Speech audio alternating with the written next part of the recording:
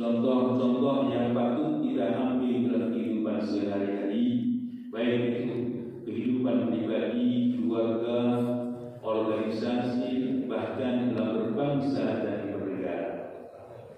Hadirin jamaah subuh yang berbahagia, mari kita teruskan teks kita, yaitu surah Al-Ahqaf.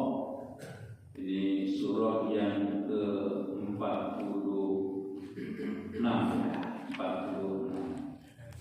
Ayatnya ada 35 dan diturunkannya yaitu di Makkah, atau dengan kata lain diturunkan sebelum Nabi Muhammad hijrah. Kalau Al-Ahqaf itu kalau diartikan adalah padang pasir, hamparan padang pasir, atau gunung-gunung yang penuh dengan pasir yang berkilo-kilo. Nah ini apa itu surah ya yang disebut dengan Al-Ahqaf. Kalau kita perhatikan kandungan dari ayat ini, yaitu kita disuruh tegas ketika menghadapi orang-orang kafir, orang-orang yang suka berdukun, orang-orang yang dukun, apalagi orang-orang yang kepada orang yang suka berdukun pun kita tidak boleh dekat-dekat. Yang pernah saya sampaikan, ternyata penyakit akidah orang yang berbuat syirik itu akan menular kepada orang lain. Ya, nular itu bisa jadi ikut-ikutan seperti mereka, karena anggapannya kalau orang itu berdukun itu kan anggapannya dia orang sakti. Dia akan mengantarkan kepada kita semua keinginan kita dengan cepat. Nah ini makanya kita kalau dekat-dekat orang yang suka berdukun, pasti kita akan ketularan. Contoh yang gampang yaitu umpama ada orang hajatan, terus orang hajatan itu mendatangi dukun. Karena dia sudah mendatangi dukun, dia bilang dukunnya sakti, yakin nanti tidak hujan dialihkan. Hujan dialihkan itu berarti ngatur malaikatnya, yang turunkan hujan kan malaikat, berarti ngatur malaikat sakti. Dan dia bilang seperti itu, tiba-tiba kebetulan tidak hujan. Nah kebetulan tidak hujan, maka dia bilang, oh iya ya itu. Ketika dia bilang oh iya ya, itulah dia itu yakini dukun itu sakti, dukun itu berguna, dukun itu bermanfaat, padahal nggak ada manfaatnya. Yang ada dukun itu bikin kisruh di dalam keluarga. Nggak ada dukun itu mencari pemecahan masalah, nggak ada. Yang ada kekisruhan, mencari masalah dan agar orang itu ribut. Ya contoh yang gampang saja, ketika ada orang datang mohon maaf, umpamanya orang itu dalam serba kekurangan, umpamanya ibunya kaya raya, tiba-tiba dia dalam serba kekurangan, dia akan dinasihati oleh sedukun, kamu seperti ini, dulu kaya raya, kamu dulu rezekinya melimpah, sekarang seret dan sebagainya. Itu kan karena kakakmu, itu kan karena adikmu, itu kan karena pamanmu, itu kan karena tetanggamu yang sekarang kaya raya. Nah ini, maka orang yang berdukun itu pasti dia itu akan mengajak orang itu berantem, ngajak orang itu kisruh, itulah dukun. Ya, makanya ayat Al-Quran ini kita disuruh tegas kepada orang kafir, kepada dukun, kepada orang yang suka dukun, orang yang masih berbuat syirik. Ya kalau umpamanya berbuat syiriknya itu memang ketidaktahuannya, maka kita yang memberikan nasihat, kita yang memberikan jalan yang keluar. Jangan mereka itu dibiarkan. Yuk kita teruskan.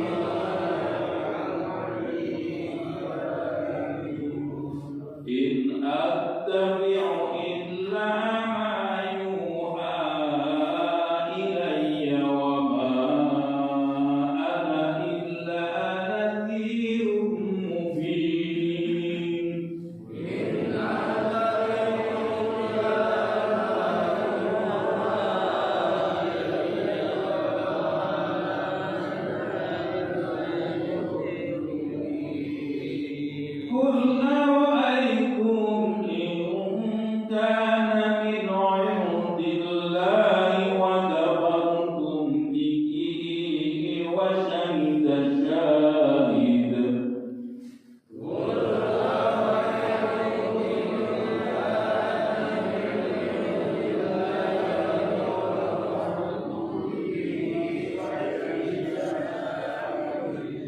وشهد شاهد من بني إسرائيل على مثله فآمن واستكبرتم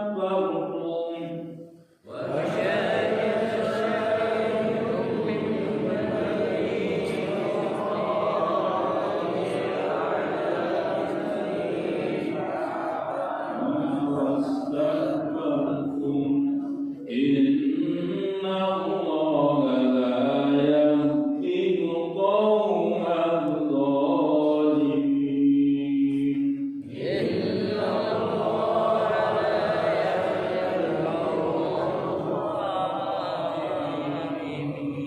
صدق الله العظيم.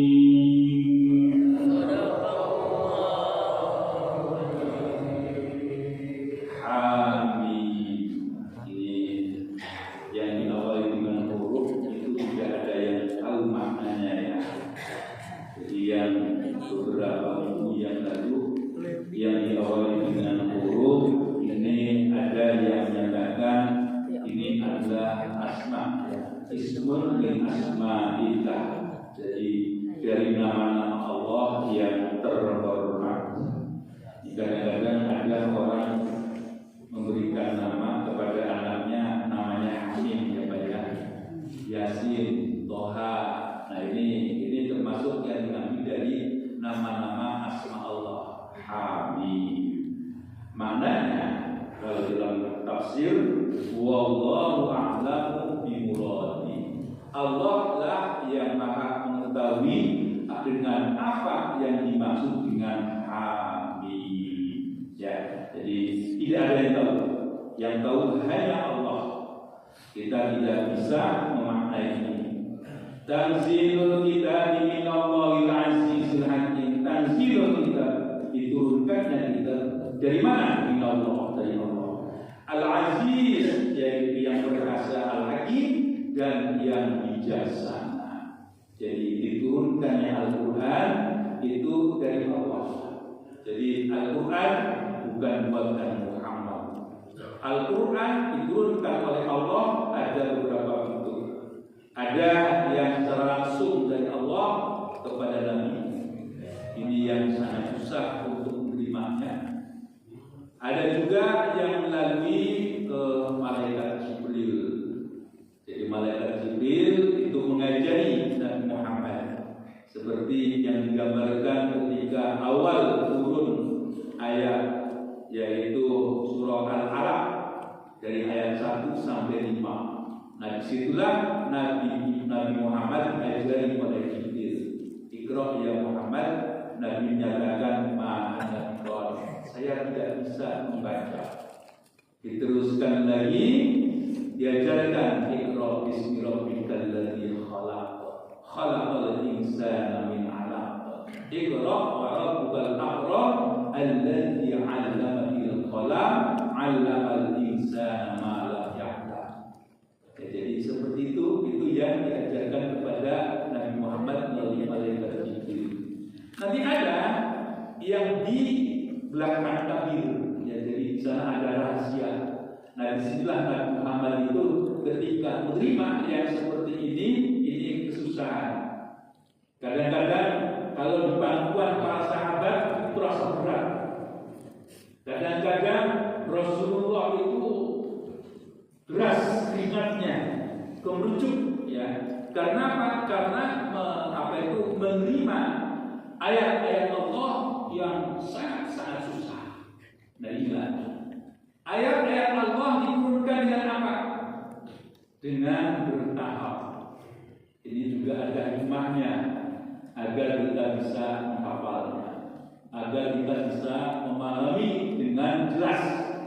Kalau bertahap itu kan di sana ketika memahami, ada yang bisa dipahami secara langsung dari Al-Quran, ada juga yang kita harus melihat keadaan yang ada.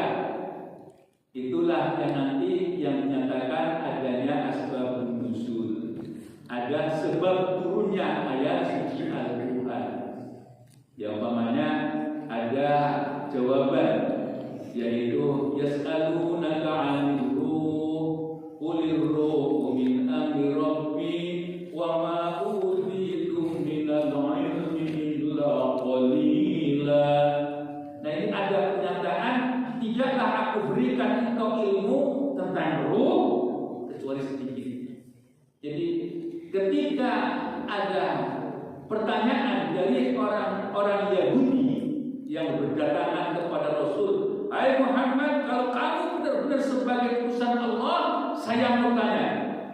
Dan kalau kamu tidak bisa menjawab, maka aku tidak percaya. Tapi kalau saya dan kamu bisa menjawab, aku percaya." Tapi dasar orang Yahudi itu suka bohong, ya Pak ya, suka bohong. Maka ketika sudah dijawab seperti itu tentang roh, tidak ada yang tahu, dan itu benar. Seperti yang disampaikan oleh para nabi-nabi yang sebelumnya, ya, itu menyatakan bahwa roh itu tidak ada yang tahu. Makanya kalau ada ya siapapun gitu ya, kalau sudah bertentangan dengan Al-Quran itu ya salah. Kalau sudah bertentangan dengan Al-Quran salah. Jadi kalau ada yang menyatakan roh Muhammad datang, jangan percaya. Jangan, ya. Ini yang kadang-kadang maaf, baca-baca sih boleh, dan itu adalah sirah Nabi, sejarah Nabi, perjalanan Rasulullah, boleh kita baca. Tapi jangan sampai ada unsur-unsur keyakinan roh Muhammad datang, salah, nggak ada. Dan berjanji itu kan kalangan orang. Kalau hanya membaca terus mahalun yang ada yang pakai marhabanan ya, ada yang kalau yang baca hanya kok jalan gitu ya, yang wa muhaya kasamsi kamu diu asfarohan ulailatul ghorau, itu kayaknya jarang kalau di sini ya. Di sini lebih banyak pakai marhaban. Ya Nabi salam alaika ya Rasul salam alaika. Kalau seperti itu boleh aja. Kita itu mendoakan Rasul, kita itu memberikan salam kepada Rasul, kita membaca sholawat, itu boleh. Tapi jangan ditambah ibu-ibu tambahan yang tidak ada ajarannya dengan pernyataan ruh Muhammad datang. Itu nggak ada. Jangan percaya. Ya kalau membaca sholawat seperti yang sampaikan tadi oleh Ustaz Andi, segala urusan kita akan dimudahkan. Benar. Kalau orang baca sholawat, segala urusan kita itu akan dimudahkan oleh Allah. Kalau kita itu susah-susah baca sholawat, ya jangan kita tidak baca sholawat. Lanjutkan baca sholawat, karena itu kebaikan. Dan itu ada kaitannya dengan kehidupan kita. Dan doa kalau tidak disertai dengan sholawat itu tidak dikabulkan. Makanya kalau orang baca doa itu diawali dengan hamdalah, teruskan Allahumma sholli ala Muhammad wa ala ali Muhammad dan seterusnya. Nah itu maknanya disuruh untuk baca sholawat. Istighfar, kalau mau minta kepada Allah bersihkan dulu dirinya, ya, bersihkan dulu, baru minta kepada Allah. Allah ya Rabbi, dosa-dosanya ampuni aku ya Allah. Ya Allah ya Rabbi, aku punya hajat, kepengen apa? Tapi tidak ada yang dijadikan sandaran kecuali Engkau ya Allah. Engkau yang menciptakan aku, Engkau yang mengadakan aku, Engkau yang memberikan kebutuhan aku dan sebagainya. Ya Allah ya Rabbi, kabulkanlah mohonanku agar kami menjadi orang yang soleh, agar kami bisa memenuhi kebutuhan keluargaku dan sebagainya. Boleh. Ya jadi itulah doa. Ya jadi kita disuruh membaca sholawat. Itu memang dimintakan. Innallaha wa malaikatahu yusholluna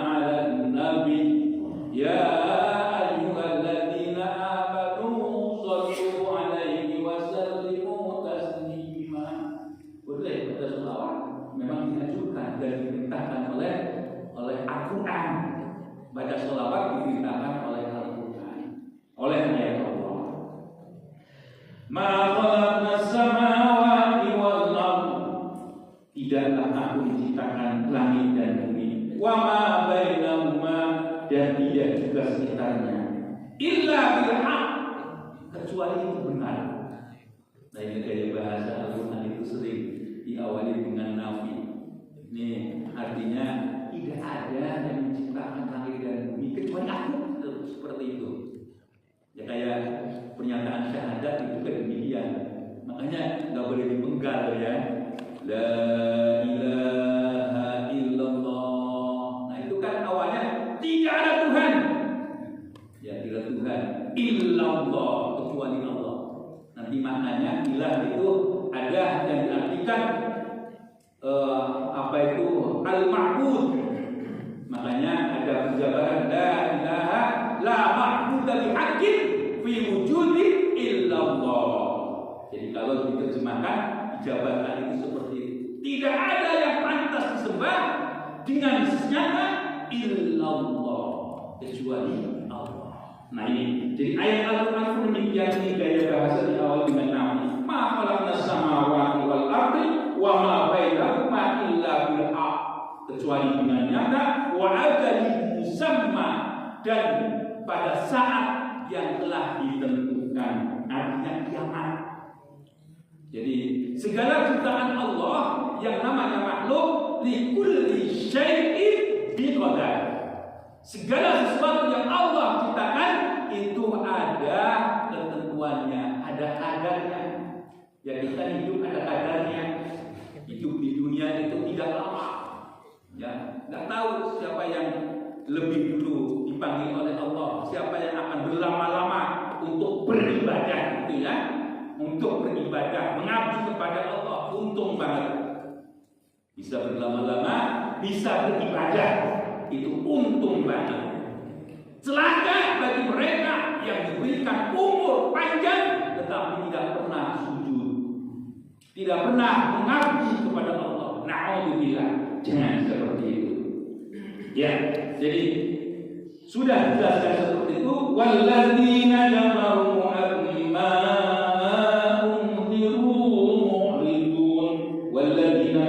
dan rupanya orang-orang kafir amma dan sesuatu umdiru yang diberikan peringatan kepada mereka mu'ridun, mereka itu berpaling. Jadi kalau orang-orang kafir itu ketika diperingatkan dengan ayat-ayat Allah, mereka itu berpaling. Ya, jadi sering saya sampaikan, kalau orang itu yang menunjukkan awalnya sih dia bisa jadi bercanda dan diteruskan dia itu serius. Ketika serius kemudian terpatri itu seperti apa? Yang awalnya dia itu main-main, nggak mau saya dengerin Al-Quran. Lama-lama dengan serius, maka lama-lama dia itu terpatri, dengan sendirinya takut kepada Al-Quran. Ya, jadi orang itu bisa menjadi pemberani itu kan awalnya diajarin dulu kan ya Pak ya. Diajarin dulu menjadi pemberani, diawali dengan fisiknya, nanti dikasih jurus-jurus, nanti ada kebiasaan, nanti ada penanaman. Kamu mempunyai kehebatan seperti ini bukan untuk sombong-sombongan, maka jadi berani. Nah ini penakut pun demikian, diawali itu dengan latihan. Jadi ketika orang itu dibacakan ayat-ayat suci Al-Quran dan dia takut, asalnya main-main. Terus dia itu terus-terusan, maka dia semakin jauh. Sama orang yang tidak mau sholat, ya, orang yang tidak mau sholat pun demikian. Yaitu orang itu asal-asalnya itu, aduh gimana ya, saya banyak kerjaan, gitu kan ya. Lama-lama meninggalkan sholat itu biasa. Tetapi nanti kalau ada panggilan sholat itu melawan. Coba kalau orang itu yang bersih, orang itu beriman, ketika mendengarkan kumandang azan itu dengan tulus, Allahu Akbar, Allahu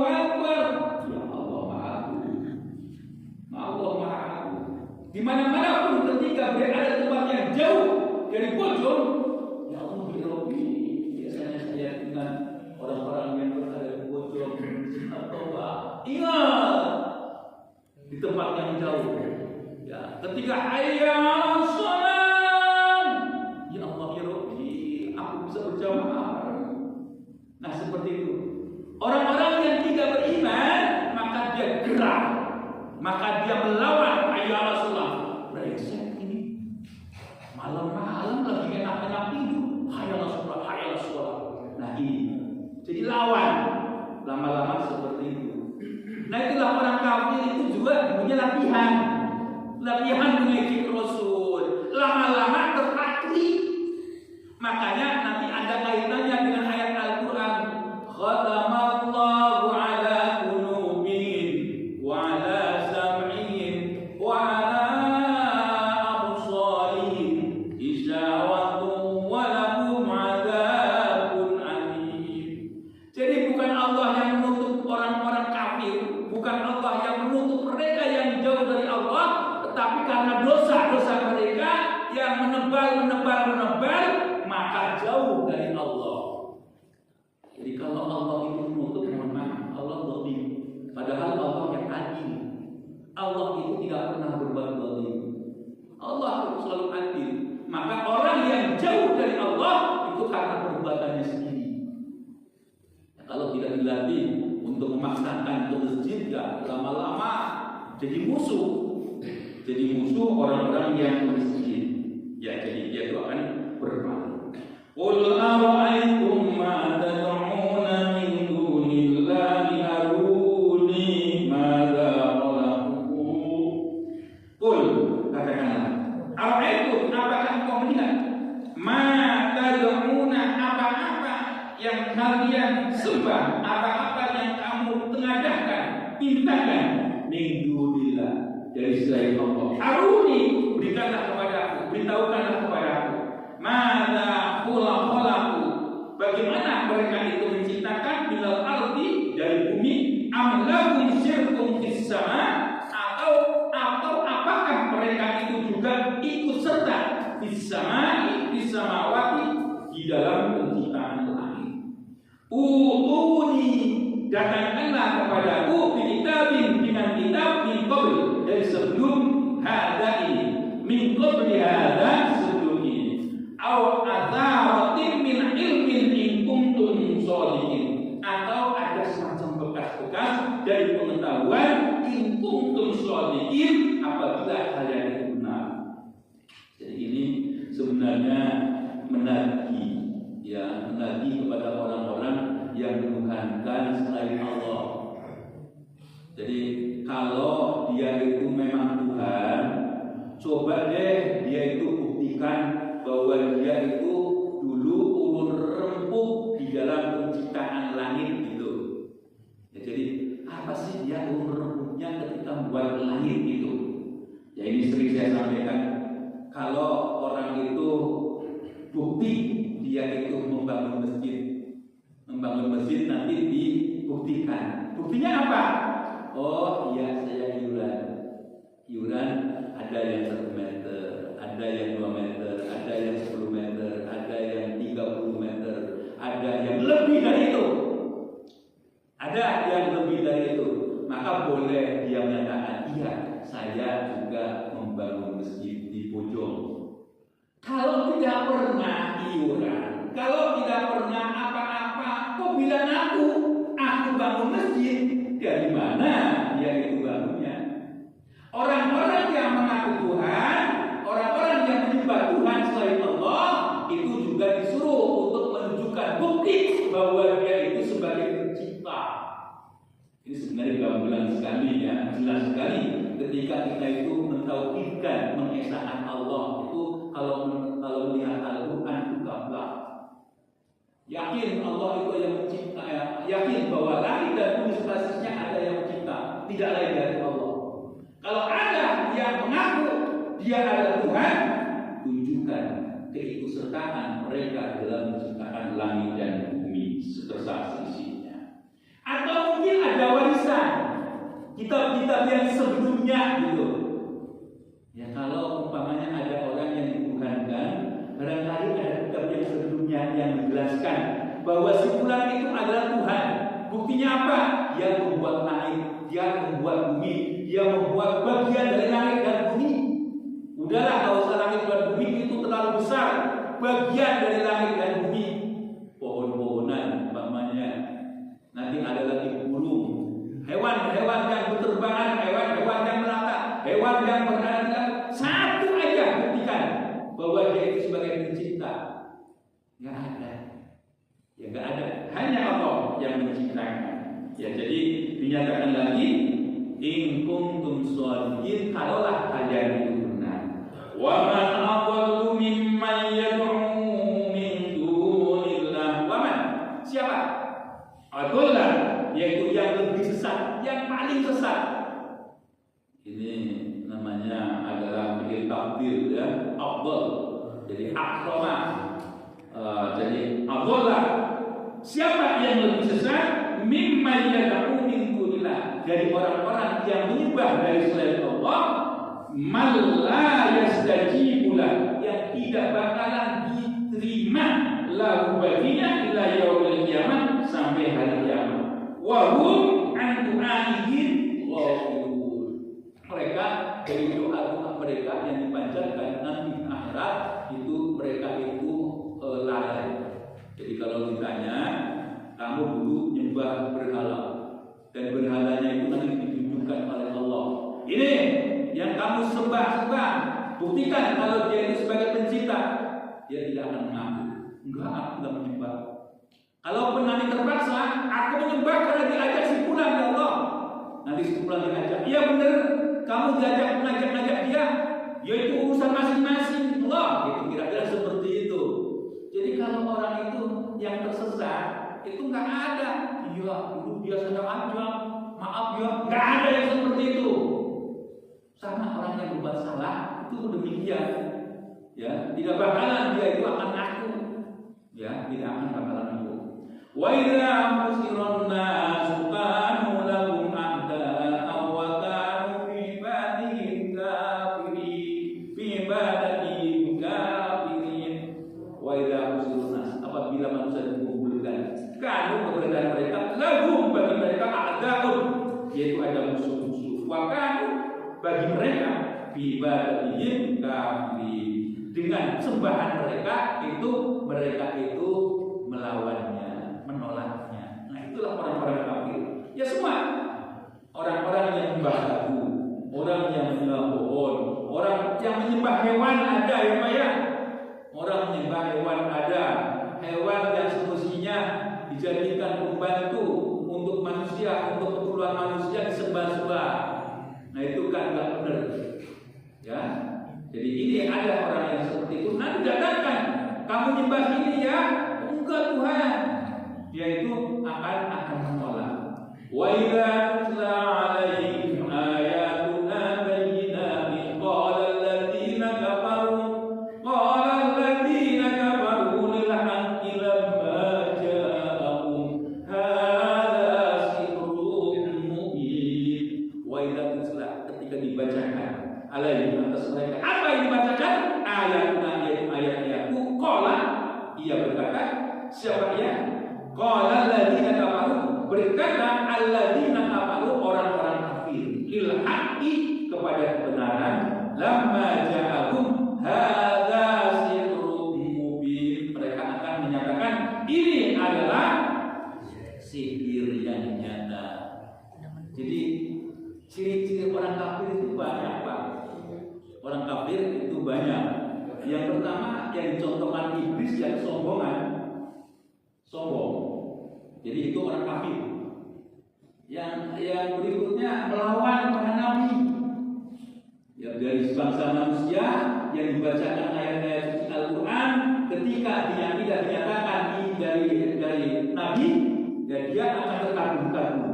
Ketika dinyatakan ini dari Rasulullah, maka dia akan menyatakan, oh ini sihir, kira-kira seperti itu. Jadi sombong, tidak mau mengakui Al-Quran. Ya, jadi sombong, ya, dengan kesombongannya mengingkari Al-Quran. Nanti ada beberapa yang dicontohkan perbuatan-perbuatan yang ditasabuhkan, diserupakan sebagai kafir. Orang yang meninggalkan sholat itu dikategorikan sebagai kafir. Jadi Rasulullah itu pernah menyatakan perbedaan antara orang mukmin dan orang kafir apanya? Sholatnya. Dan kalau orang Islam di satu keluarga ada yang tidak sholat, itu membawa tidak berkah. Ya, ingat, satu keluarga ada di antara mereka yang tidak sholat, dia akan membawa tidak berkah. Makanya kalau ada orang yang di dalam rumahnya, terus ada orang yang tidak sholat, maka ditulis keluarga ini adalah keluarga ahlun nar. Nanti kalau lewat di akhirat nanti, neraka itu akan panggil-panggil, hai keluarga fulan, hai keluarga fulan, masuklah kalian dalam neraka. Mau seperti itu. Makanya kalau si istri tidak sholat, bangunkan sholat. Kalau anak tidak sholat, masih tidur, bangunkan. Kalau suami males-males, guyur. Jangan dibiarkan. Karena apa? Sumber ketidakberkahan itu tidak sholat. Kalau orang tidak sholat, itu akan aku benar terus. Karena jauh dari Allah. Ada seorang alim yang menyatakan demikian. Kalau di dalam rumah kok ada orang yang tidak sholat, itu lebih baik memelihara anjing daripada membiarkan mereka tidak sholat. Nah, bila Pak, orang yang tidak sholat itu disejajarkan lebih rendah daripada anjing. Iya kan? Kalau kita akan berbalik kepada Syafi'i, itu kan dilarang, ya.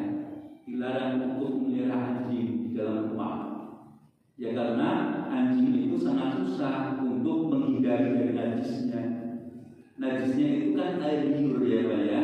Air liur menjelajah kemana-mana. Ketika menjelajah kemana-mana, ya bekasnya najis. Bagaimana kita bisa akan bersih dari air liur?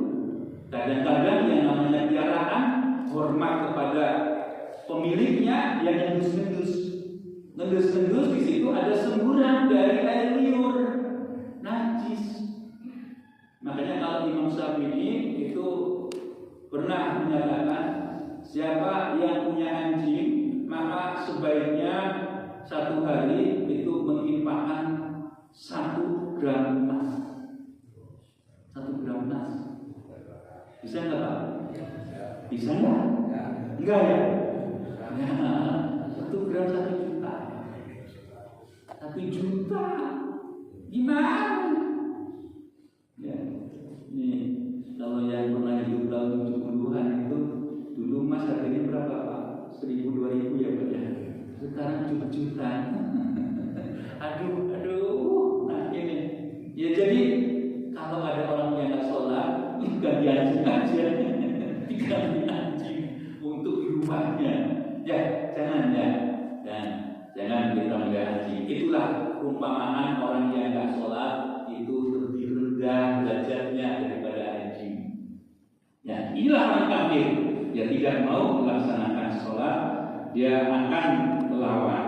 Abiyakunu naftarom kul ini ta'ituhu fala tamlikuna li minallahi syai'a huwa a'lam bima tufiduna bi kama bi syahidan baini wa bainakum wa huwal ghafurur rahim. Abiyakunu naftarom, atau mereka itu mengatakan atau dengan mengada-ada, kul ini tawaituhu, apabila kami ini mengada-ada, fala tamlikuna, maka engkau tidak akan memiliki di bagimu minallahi syai'an, dari Allah sesuatu, tidak akan memiliki sesuatu dari Allah. Wa a'lamu, dialah yang maha mengetahui, yaitu Allah. Bima tufiduna fi, dengan apa yang kamu percakapkan dalamnya. Kababihi syahidan, cukuplah baginya sebagai saksi. Baini antaraku, wa bainakum dan kalian. Wa huwal ghafurur rahim, dan dialah zat yang Maha Pengampun dan belas kasihan. Artinya gini Pak, sudah jelas bahwa Al-Quran itu adalah firman Allah. Terus ini bukan kata-kataku. Ya, kalau kata-kataku itu tidak akan memberikan sesuatu. Ketika diberikan kepada mereka yang selalu mengada-ada, yang menolak, diingatkan bahwa Allah itu adalah yang mengampuni dan mengampuni. Walaupun kamu dulu itu ya dosanya seperti apapun, istilahnya sebesar langit dan bumi, sebesar gunung dan sebagainya, kalau kamu minta ampun, Allah mengampuni. Jadilah kehebatan Allah ya. Jadi terhadap hambanya, jangan engkau berbuat dosa besar, tapi ketika membuat dosa besar karena ada godaan dan sebagainya, maka dia itu bertobat, maka Allah menerima tobatnya. Qul ma kuntu bid'an minar rusuli wa ma adri ma yu'alu bi wa la bikum. Qul katakanlah, ma kuntu, tidaklah aku berada bid'an, sesuatu yang baru. Jadi bid'ah itu sesuatu yang pertama juga bisa ya, yang baru bid'ah. Bid'ah itu sesuatu yang baru. Yang pertama minar rusuli. Jadi Nabi Muhammad itu bukan sesuatu yang baru, bukan. Jadi Nabi Muhammad itu sebagai utusan, ya itu ya sama dengan utusan-utusan yang sebelumnya. Wa ma adri, aku tidak mengerti. Ma yu'alu bi, apa yang dikerjakan kepada walabiku dan juga kepada in attabi'u, apabila dia itu mengikuti illa ma yuha, kecuali apa yang diwahyukan ilayya kepadaku, wa ma ana illa nadhirun mubin. Dan Nabi Muhammad itu dinyatakan sebagai pengingat yang nyata.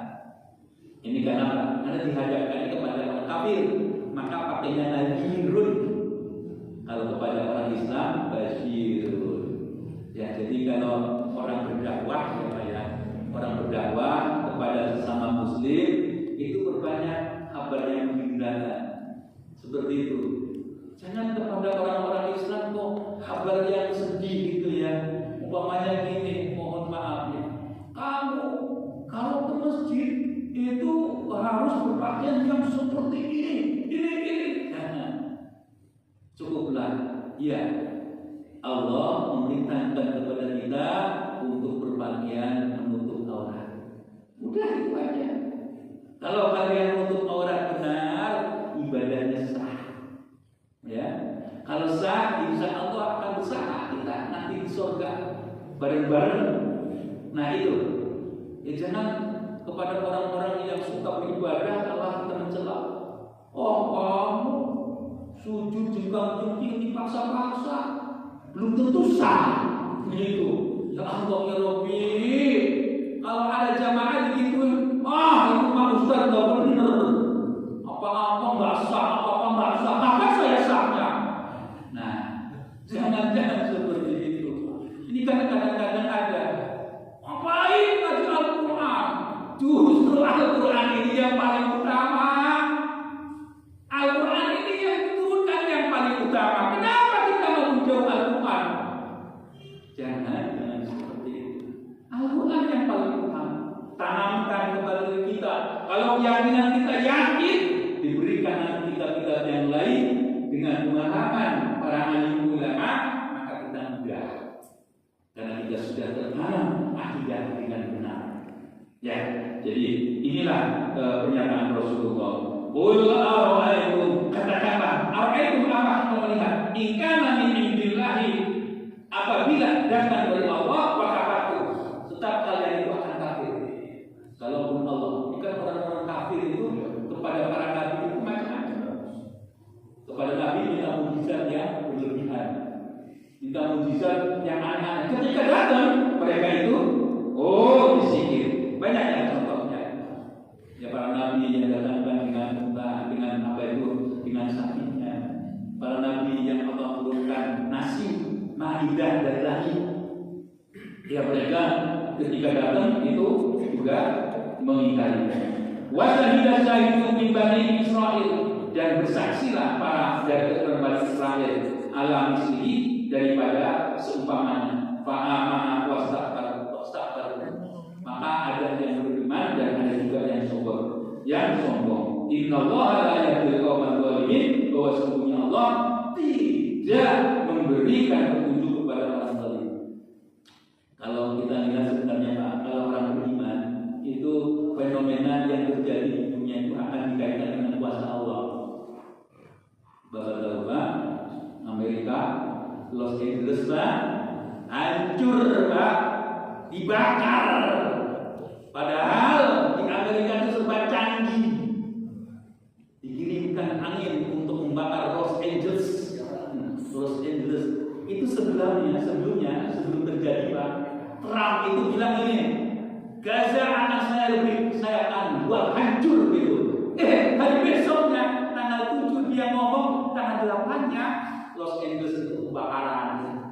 Kita sebagai orang beriman tidak akan lebih dari kuasa Allah. Orang yang sombong akan disombongi oleh Allah. Tanpa dengan bom, tanpa dengan alat yang canggih, mereka terkoyak-koyak, mereka terbakar. Masih ada kan orang yang menyatakan bahwa itu adalah kuasa Allah? Orang beriman harus berani. Itu adalah kuasa Allah.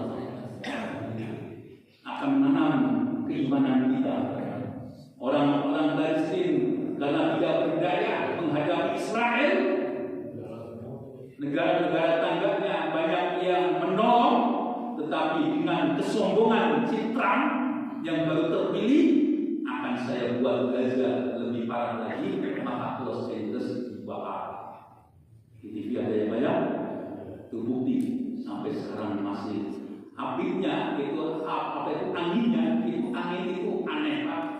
Angin itu berputar terus Pak. Jadi kayak jarum jam. Anginnya berputar, yang bakar terus. Kayak ditiup. Gitu Pak. Jadi terus nyala. Nah itulah, kalau kita sebagai orang beriman tidak akan lepas bahwa itu adalah kehendak Allah dan menunjukkan kekuasaannya. Nah inilah, kalau kita itu mengkaji Al-Quran, maka akan semakin tahu fenomena yang manusia tidak bisa mengetahui dari mana datangnya. Yakin itu adalah dari Allah. Wa qala alladziina kafaru lil ladziina aamanu wallahu 'ala nasrihim. Billahi fi sabilillah, tasabbihul khairat, wassalamu alaikum